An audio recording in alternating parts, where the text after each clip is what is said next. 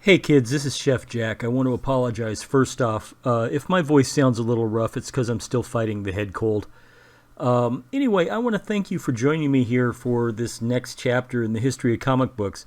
Englentine and I enjoyed doing this video series, and we were discussing the early days of comic books the other day, and I noted that it was absolutely necessary for us to discuss artist and animator Windsor McCay and his contributions to the comic art, especially his masterpiece Little Nemo and Slumberland. Englentine agreed, and he immediately said, well, since you're the bigger fan of his, how about you do it? He does this kind of thing to me all the time, but, this time I didn't mind so much because, like he said, I've always been a huge fan of Windsor McCay. Zenas Windsor McCay was born on an unincorporated farm just across the U.S.-Canada border from Michigan. Nobody knows precisely the year he was born because he didn't have a birth certificate. Not even McCay himself was sure. In 1910, for example, he told a reporter during an interview that he'd been born in 1869, and this is the year that's listed on his grave marker, but later on in life he told another reporter entirely that he had been born in 1871. And then his obituary, which was printed in the New York Herald, and was based on information given to the newspaper by McCay's own children, said that he was born in 1867. So, like I said, nobody was sure when he was born. What they are sure of was that just about when he was 3 years old, his family settled in Spring Lake, Michigan, and he grew up there and considered Spring Lake his home, or his hometown, for his entire life. Windsor started drawing at a very early age, and he was a talented and notably prolific artist, even from the beginning. And once he started drawing, he never stopped. His attention to and his memory for detail honestly bordered on the superhuman. He was one of those artists that could recreate entire scenes that he had only glimpsed once, managing to capture the smallest level of detail while doing so. To give you an example, at the age of 13, he drew a picture of a shipwreck that occurred on Lake Michigan on his school's blackboard. The picture was so close to being photorealistic that later pictures were actually taken of this chalk drawing and were sold to collectors. Even, Windsor McCay, he loved to draw, and he was very, very good at it. Unfortunately, Windsor's father, Robert, who was an entrepreneur and a junior partner in a chain of 5 and dime stores throughout Michigan, was the type of person who thought art was nothing to build a successful life on. When Windsor was around 19, Robert McCay enrolled his son in a business school in Detroit with every intention that Windsor would give up this art nonsense and learn a real trade. It did not do any favors for the relationship between the two men. Young Windsor hated the lessons at the school and he didn't bother going to most of them. What he did love, however, was that he was hundreds and hundreds of miles away from his family, especially his father. As I said, they had that sort of relationship. While in Detroit, McCay got his first professional job doing advertising posters for various dime museums in the city. Now, dime museums were a popular form of entertainment at the time. They were purely designed to separate people from their money. They were one part circus, one part amusement park, one part vaudeville show, with a little bit of freak show and art show thrown in just to round things out. They would feature permanent acts and traveling exhibits and jugglers and all kinds of performers. McCay would eventually go from creating advertising for these places to becoming a performing artist for one of them, a Wonderland Dime Museum. His act was quite literally to draw portraits of the customers for 25 cents each in under 5 minutes. If he couldn't do it in under 5 minutes, they would not have to pay, and they got to walk out with a picture themselves.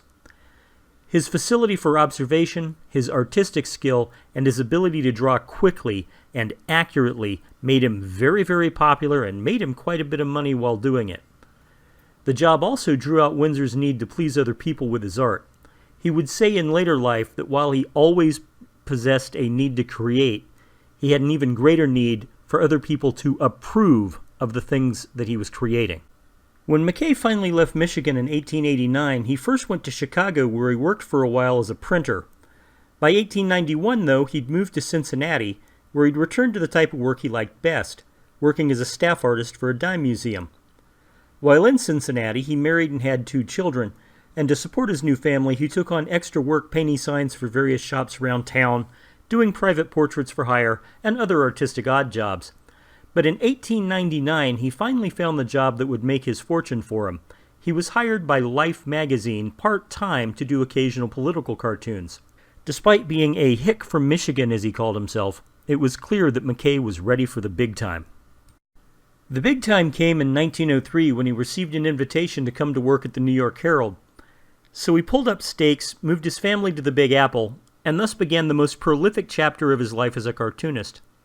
From 1904 to 1911, McCay produced an amazing array of political cartoons, advertising art, one-panel joke strips, and ongoing weekly comic strips at a rate that was simply unheard of before or since. He was, McCay would later say, possessed by the demon of art and compelled to draw and draw and draw.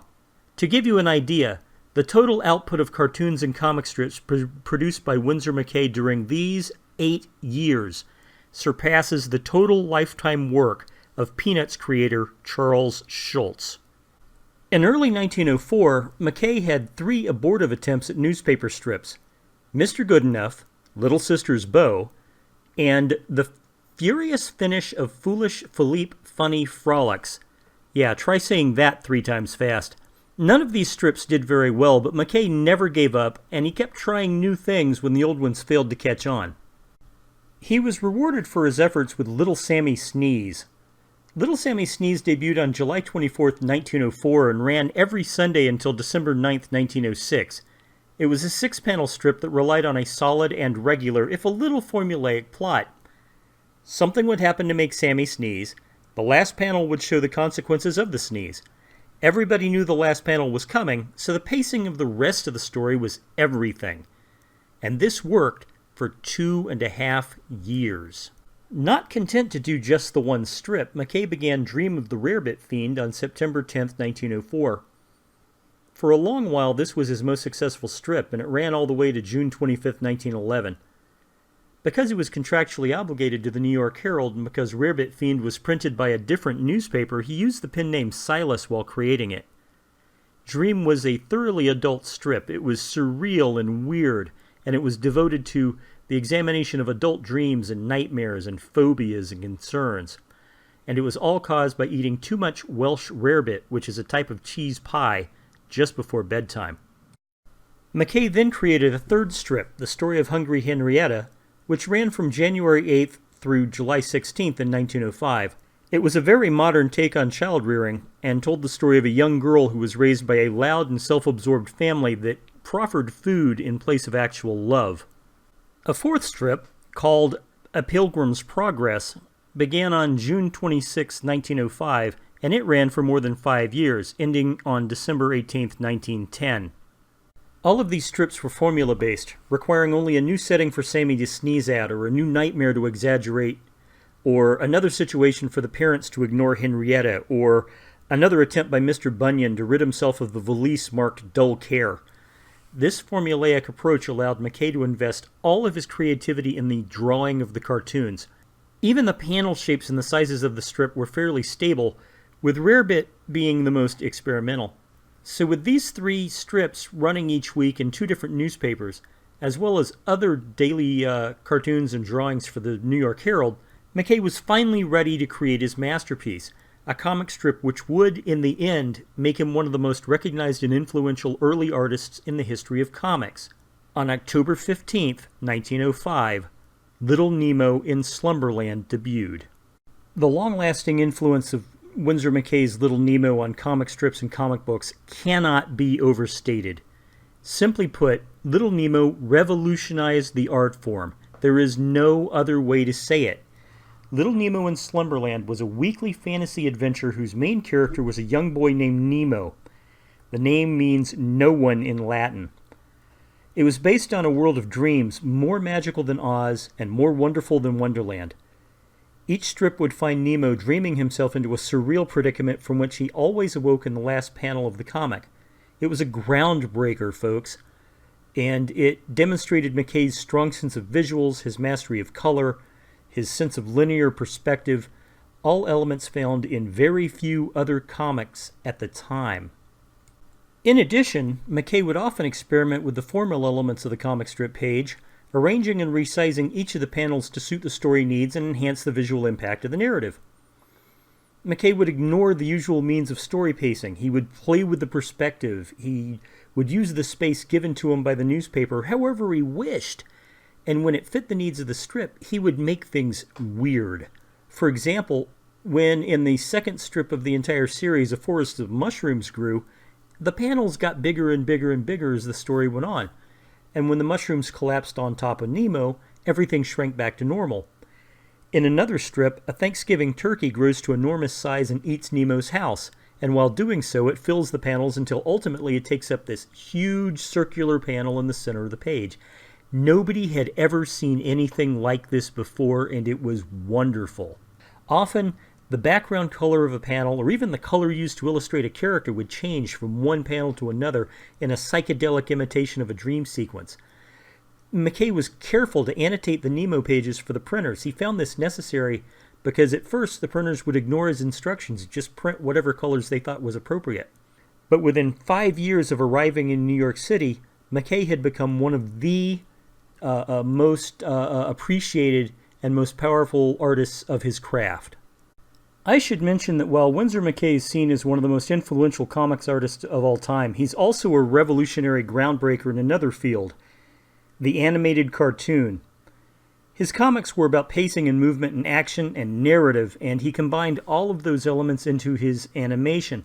While McCay wasn't the first person to make an animated cartoon, he was the man who singularly defined the industry.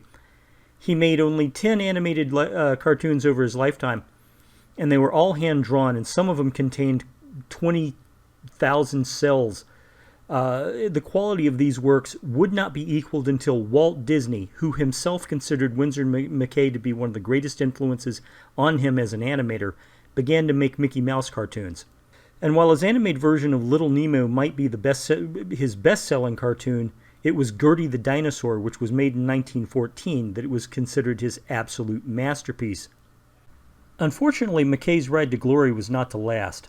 In 1911, after the New York Herald rejected his request to take some time off to visit Europe with his family, McCay waited until his contract was up and then jumped ship to another newspaper, The American. The American was owned by William Randolph Hearst. As a result, the New York Herald lost its star, and it lost 3 comic strips, but Winsor McCay lost all of his creative freedom. You see, all that McCay wanted was to be able to draw and be creative, and all that Hearst wanted was somebody who did what he was told. Nemo was published in the Hearst papers as In the Land of Wonderful Dreams, since the Herald still had the rights to the Nemo name, and thus it lost some of its readership. In addition, the coloring process at the American just wasn't as good as the one at the Herald, and he didn't have the editorial freedom, and he didn't have the right to do what he wanted, so McCay became disheartened. This lack of enthusiasm shows up in the various strips he created for Hearst from 1911 to 1913, and the sales just weren't there, so Hearst stopped publication of all of McCay's strips and ordered him to concentrate solely on political cartoons for the editorial page, and that was specifically to push Hearst's agenda, which primarily at the time was that, hey, there's a world war coming. Hearst didn't think the U.S. should be involved with it. In 1924, McCay left the American and returned to the then renamed Herald Tribune, where he tried to revive Little Nemo. The relaunched strip only lasted for 2 years because it proved to be out of touch with post-war America. It just wasn't what the people wanted anymore. McCay was allowed to purchase all the rights to the character from the Herald Tribune for $1, which was a magnanimous gesture that doubled as an insult given the evaluation of his lifetime effort. Winsor McCay died in 1934 after spending his last 8 years back at the American, once again drawing editorial cartoons. Throughout his life, McCay had been a light-hearted man who just wanted to make beautiful pictures and entertain people. He wanted to make newspaper strips and cartoons that appealed to the eye and appealed to the soul. He wanted to draw. He wanted to make art. And no matter how many barriers stood in his way, he actually accomplished that. And today, he's considered one of the true giants of the comics industry. And ironically, despite everything that he did, despite there's so much to his ongoing legacy, what he's remembered for the most is a single comic strip that he only drew for 6 years. Since his death, the art of Winsor McCay has influenced hundreds of artists, animators, filmmakers, and even musicians. Jack Kirby cited McCay as an influence, as did Maurice Sendak, Neil Gaiman, Alan Moore, Art Spiegelman, Will Eisner, Carl Banks, William Joyce, George Alex Effinger, even Rob Liefeld has cited Winsor McCay as an influence.